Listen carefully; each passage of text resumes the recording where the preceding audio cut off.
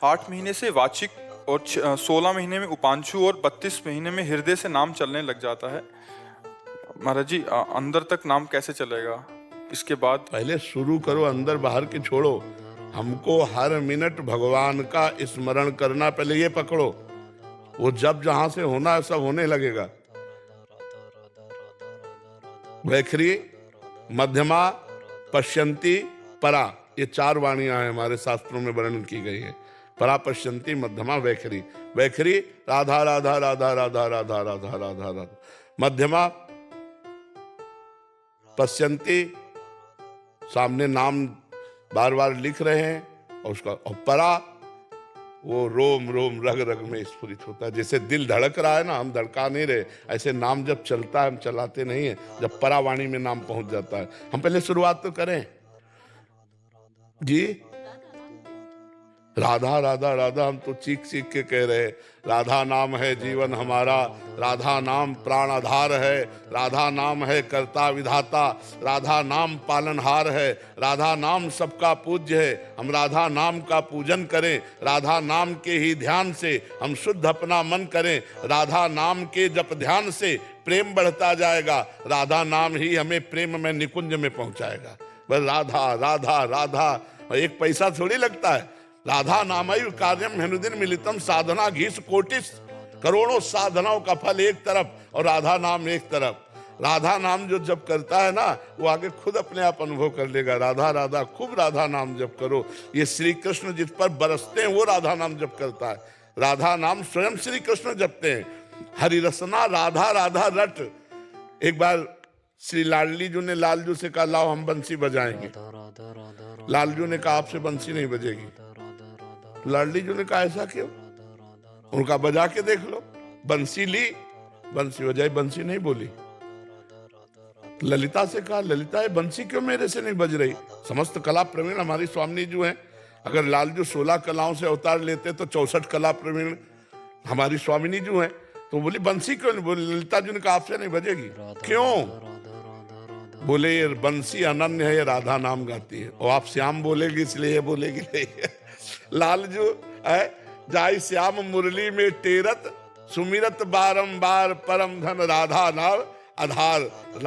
राधा राधा लालजू गायल करते।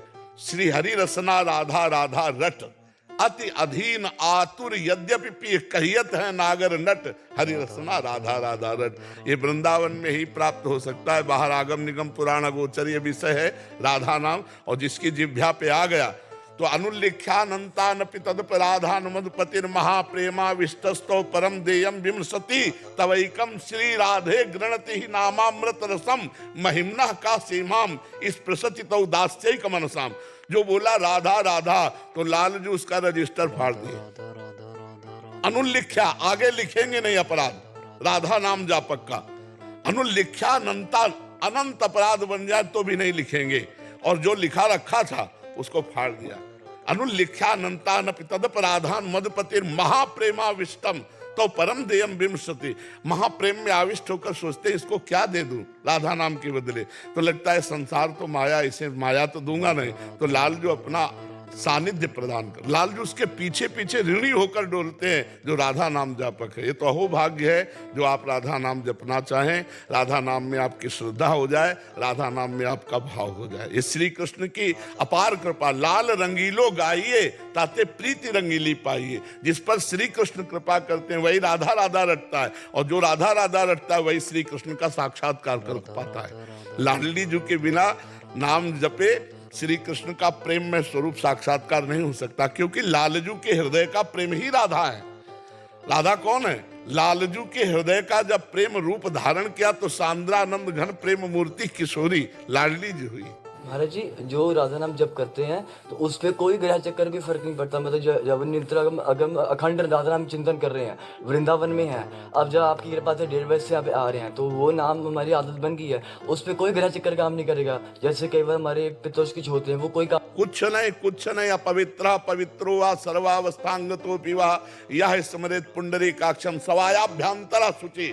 बाय अभ्यंतर दोनों में परम पावन रहेगा। जीते विनायक शुभ अशुभ विघ्न करे नहीं कोय, विघ्न करे नहीं कोई, डरे कलिकाल, कष्ट भय हरे सकल संताप। ये नाम ऐसा प्रभु का है कि इसके लिए किसी भी पवित्र स्थिति, ग्रह नक्षत्र, जन्मना मरना सोच, इनका कोई हर समय निरंतर जप सकते हो। महाराज जी एक दुविधा है, जैसे मैंने जब मैं अर्जुन और भगवान जी की वार्ता होती है तो मतलब जब क्या कहते हैं, भगवान अर्जुन जी को उपदेश दे रहे हैं, अर्जुन तो भगवान के नित्य सखा हैं जो रहते हैं, परंतु फिर भगवान के सामने खड़े हैं और अर्जुन जब भगवान से प्रार्थना करते हैं कि मुझे आपके विराट स्वरूप के दर्शन करने हैं, तो भगवान कहते हैं कि तुम दर्शन कर तो रहे हो मेरे, वो कह रहे नहीं प्रभु मुझे आपके विराट स्वरूप के दर्शन करने हैं। तो भगवान पहले उन्हें अपनी दिव्य दृष्टि देते हैं, तो जब अर्जुन देखते हैं वो सखा भगवान के, वो खुद जब वो उनका इतना विशाल रूप देखते हैं तो वो खुद भ्रमित हो जाते हैं और वही कहते हैं जो भगवान के सखा हैं कि हे महाबाहु आप कौन हैं, आप कौन हैं, वो कहते हैं। तो महाराज जी वो तो भगवान की तो सखा है, हम तो अधम जीव हैं, हम अभी नाम में अपनी नहीं, हम भी नित्य सखा बच्चा भूल गए हैं। ममैवांसो गीता में भगवान ने कहा, ये नहीं पढ़ा क्या?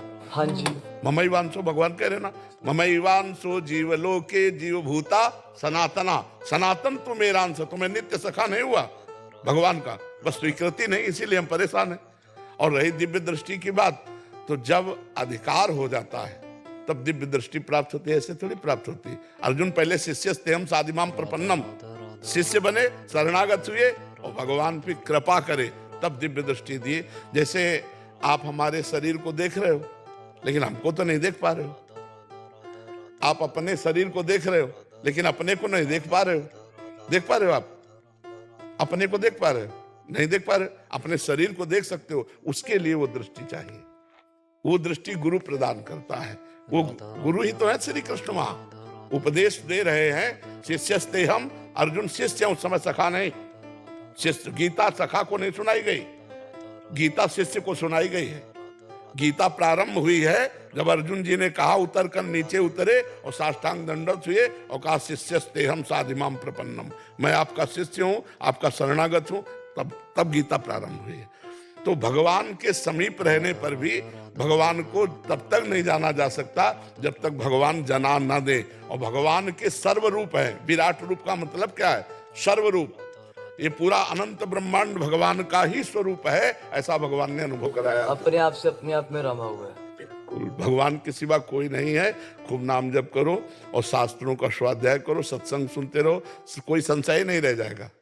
जितना जब ज्ञान दृष्टि प्रकट होती है ना, तो अपने को अपने अंदर ही उत्तर मिल जाता है, किसी से प्रश्न करने की जरूरत नहीं पड़ती। जब तक ज्ञान दृष्टि नहीं जागृत होती तब तक प्रश्न करना पड़ता है। जी।